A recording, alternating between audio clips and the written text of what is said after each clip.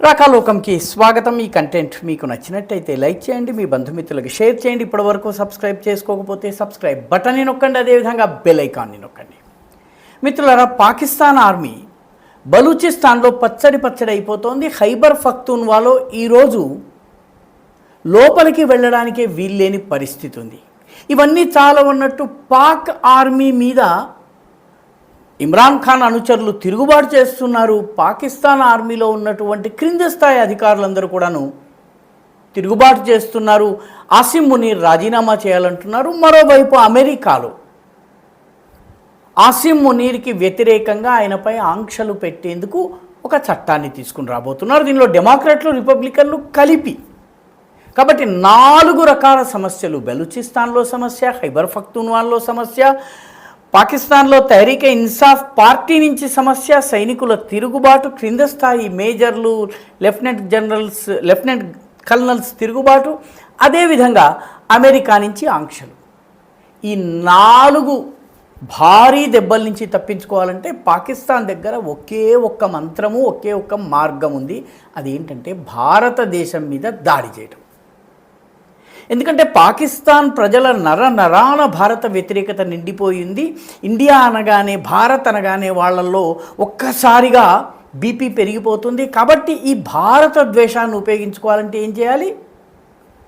జమ్మూ కాశ్మీర్లో విధ్వంసక చర్యలు ప్రారంభించాలి. అందుకే మార్చి 21, 22, 23 ఈ ప్రాంతాల నుంచే జమ్మూ కాశ్మీర్లో ఉన్నటువంటి ముఖ్యంగా జమ్మూ ప్రాంతంలో హడావిడి ప్రారంభమైంది. సరిహద్దుకు అటువైపున నిజానికి జమ్మూలో ఉన్నటువంటి కఠువా జిల్లాలో హీరానగర్ ప్రాంతం ఉంది. మ్యాప్లో చూడవచ్చును. ఆ హీరానగర్ ప్రాంతంలో ఒక గ్రామం ఉంది. ఆ గ్రామం పేరు సానియాల్. ఈ సానియాల్ గ్రామం నుంచి 5 కిలోమీటర్లు వెళితే పాకిస్తాన్తో ఉన్నటువంటి సరిహద్దు ఇంటర్నేషనల్ బార్డర్ వస్తుంది. ఈ సానియాల్ గ్రామం నుంచి ఇంటర్నేషనల్ బార్డర్ వైపు అంతా కూడాను అటవీ ప్రాంతం ఉంటుంది, దట్టమైన అటవీ ప్రాంతం. అసలు జమ్మూ మొత్తంలో కూడాను పీర్ పంజాల్ పర్వతమాలిక ఉంటుంది. అది పాకిస్తాన్లో ప్రారంభమై, పాక్ ఆక్రమిత కశ్మీర్ నుంచి ప్రారంభమై భారతదేశం చేతుల్లో ఉన్నటువంటి మన కాశ్మీర్ దాకా విస్తరించి ఉంటుంది. దీని ద్వారా ఉగ్రవాదులు వస్తారు. రజౌరి, పూంచ్, సురాణకోట్, అదేవిధంగా కృష్ణా ఘాటి, భీంబర్ గలీ, ఈ కఠువా, హీరానగర్ ఈ ప్రాంతాల నుంచి చొరబాటు జరుగుతుంది. ఇలాంటి చొరబాటే సానియాల్ నగరం నుంచి జరిగింది. సానియాల్ని మనం మ్యాప్లో చూడవచ్చు.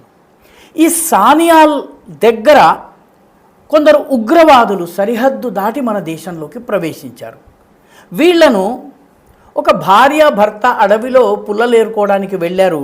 ఆయన పేరు గణేష్, ఆమె పేరు జ్యోతి. ఈ గణేష్, జ్యోతి వాళ్ళని చూశారు. గణేష్ అంటే వినాయకుడు విఘ్నాలను అక్కడే, వాళ్ళకి పాకిస్తానీలకు అక్కడే విఘ్నం మొదలైంది. వాళ్ళు అక్కడ ఉన్నటువంటి విషయాన్ని తక్షణము వాళ్ళు మిలిటరీకి తెలియజేశారు. అప్పటికే మన భారతదేశం గతంలో ఎన్నడూ లేనట్టుగా ఈ మధ్య కాలంలో డ్రోన్ల ద్వారా సర్వేలెన్స్ చేస్తోంది. ఈ డ్రోన్ల సర్వేలో అనుమానాస్పద కదలికలు బయటపడ్డాయి. గణేష్, జ్యోతిలు చెప్పినటువంటి విషయాలు ఇవి 2 కలిసేటప్పటికి ఆ ప్రాంతంలో ఒక ఆపరేషన్ ప్రారంభమైంది. దీనికి వీళ్ళు ఆపరేషన్ సాఫియాన్ అనేటటువంటి పేరు పెట్టారు. ఈ ఆపరేషన్ సాఫియాన్ని ఇండియన్ ఆర్మీకి చెందినటువంటి రైజింగ్ స్టార్ కోర్, అదేవిధంగా జమ్మూ కాశ్మీర్ పోలీసులు కలిపి ఈ ఆపరేషన్ని ప్రారంభించారు. ప్రారంభించిన తరువాత మొట్టమొదట అర్థమైంది ఏంటంటే ఈ ప్రాంతంలో కొందరు వ్యక్తులు పాకిస్తాన్ నుంచి చొరబడుతున్నటువంటి ఉగ్రవాదులకు సహాయం చేస్తున్నారు. ముందు జమ్మూ కాశ్మీర్ పోలీసులు వాళ్ళని పట్టుకున్నారు. పట్టుకున్నవాడి పేరు, ఒకడి పేరు షకీల్, ఒకడి పేరు ఫిరోజ్, ఒకడి పేరు అలీ, ఒకడి పేరు ఫరీద్, ఒకడు రఫాఖత్, ఒకడు బషీర్. వీళ్ళందరినీ అరెస్ట్ చేసి కాస్త అడిగేటప్పటికీ మొత్తము 10-11 మంది దేశంలోకి చొరబాటు చేశారన్నటువంటి విషయం బయటపడింది. దాంతో ఆర్మీ ఆపరేషన్ సాఫియాన్ని ప్రారంభించింది. మార్చి 23లో హీరానగర్ ప్రాంతం నుంచి సానియాల్, హీరానగర్, దాని దగ్గర ఉన్నటువంటి జోథువా, ఇటువంటి గ్రామాలన్నింటిలో కూడాను, ఇవన్నీ సరిహద్దు గ్రామాలు. ఒక్కసారిగా ఆపరేషన్ ప్రారంభమైంది. కఠువా జిల్లా అంతా కూడాను చాలా పెద్ద ఎత్తున సర్చ్ ఆపరేషన్స్ మొదలయ్యేటప్పటికీ ఉగ్రవాదులు పోలీసులపైన భద్రతా దళాలపైన దాడి చేశారు. 3 పోలీసులు చనిపోయారు. ఆర్మీ జవాన్లు కాదు, పోలీసులు చనిపోయారు. అంటే స్థానిక పోలీసులు చనిపోయారు. స్థానికులు చనిపోయినట్టయితే వచ్చే రియాక్షన్ ప్రజలలో ఇంకెక్కువగా ఉంటుంది. సైనికుడు చనిపోతే సైనికుడు చనిపోయిన గ్రామంలో ఉంటుంది, సైనికుల మధ్య ఉంటుంది. కానీ స్థానిక పోలీసులు చనిపోయేటప్పటికి ప్రజల్లో తిరుగుబాటు వస్తుంది. ఎందుకంటే వాళ్ళు అక్కడికి చెందిన వాళ్ళే. దీంతో మొత్తం మీద ఇప్పటికి 3 ఉగ్రవాదులు ఖతమయ్యారు. మిగిలిన ఒక 6-7 ఉగ్రవాదులు వీళ్ళు ఈ కఠువా ద్వారా రజౌరి, పూంచ్ మీదుగా డోడా, ఉధంపూర్, భదర్వా, కిష్త్వాడ్ ప్రాంతాలకు వెళ్ళడానికి ప్రయత్నిస్తారు. జమ్మూ కాశ్మీర్ మ్యాప్ చూసినట్టయితే ఇది కశ్మీర్ వ్యాలీ అయితే ఇది జమ్మూ ప్రాంతం అవుతుంది. ఈ రెండింటినీ కలిపే చోట ఉధంపూర్, డోడా, కిష్త్వాడ్, భదర్వా ఇదంతా కూడా చినాబ్ వ్యాలీ అంటారు. ఈ ప్రాంతంలో మిక్స్డ్ పాపులేషన్ ఉంటుంది. ఇది దాటగానే కశ్మీర్ వ్యాలీ ఉంటుంది. అక్కడికి వెళితే ఉగ్రవాది సేఫ్ అనుకుంటాడు. కాబట్టి ఈ ప్రాంతానికి వీళ్ళు వెళ్ళే ప్రయత్నం చేస్తున్నారు కాబట్టి అక్కడ దిగ్బంధనం చేయటం జరిగింది. వాస్తవానికి ఇప్పటికే జమ్మూ కాశ్మీర్లో ఉగ్రవాదం పూర్తిగా చల్లారింది, వేర్పాటువాదం పూర్తిగా అంతరించింది. పరిస్థితి ఎలా ఉందంటే ఇప్పటి వరకు 4 సంస్థలు హురియత్ నుంచి తమను తాము దూరం చేసుకుని మాకు హురియత్కి సంబంధం లేవు, మేము నయా భారత్, కొత్త భారతదేశాన్ని సపోర్ట్ చేస్తున్నామని చెప్తున్నారు. అంటే ఎలాగైతే మనకి ఇక్కడ తెలంగాణలో జాక్ అని ఉండేవో, జాయింట్ యాక్షన్ కమిటీ లాంటిదే హురియత్. దాని నుంచి 4 సంస్థలు బయటకు వచ్చాయి. జమ్మూ కాశ్మీర్ తెహ్రీకే ఇస్తక్లాల్ ఇది ఒక సంస్థ పేరు. ఒక సంస్థ పేరు జమ్మూ కాశ్మీర్ తెహ్రీకే ఇస్తిఖామాత్. ఇవి కాకుండా మరో 2 సంస్థలు Jammu Kashmir people's movement, democratic political movement. ఈ 4 సంస్థలు హురియత్ని వదిలిపెట్టాయి. హురియత్లో ఉన్నటువంటి ఒక 11 సంస్థల మీద ఇప్పటికే బ్యాన్ ఉంది. మార్చి 11నే 6 సంవత్సరాల కోసము బ్యాన్.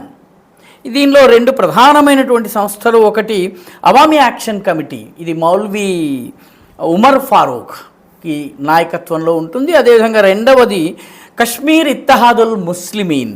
ఈ సంస్థ నాయకుడి పేరు మస్రూర్ అబ్బాస్ అన్సారీ. ఇవి 2 చెరొక 5 సంవత్సరాలు, ఇందాక 6 సంవత్సరాలు అన్నా, 5 సంవత్సరాలు వాటిని బ్యాన్ చేశారు. అంటే వేర్పాటువాదము వదలని సంస్థలు నిషేధంలో ఉన్నాయి.